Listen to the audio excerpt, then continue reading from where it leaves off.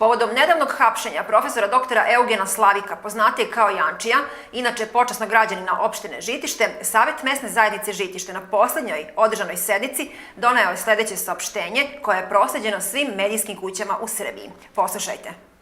Smatrajući sebe u neku ruku prozvanima za događaj koji je uzdrmao srpsku javnost, obraćamo se svima kojima su toplina i topla ljudska reč i humanost još uvek bitne. Danas, kada svi mislimo samo na sebe i na svoje probleme, ne obazirući se na one oko nas, jedan čovjek je ipak spreman da sasluša i pomogne onima koji mu se obrate.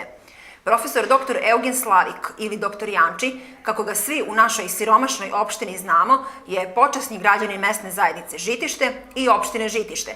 I to je činjenica koje se mi ne stidimo i koju ne želimo da krijemo.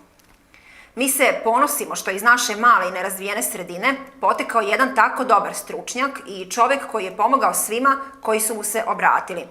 Njegova vrata su uvek otvorena za sve one kojima je bila potrebna pomoć tako vrsnog hirurga.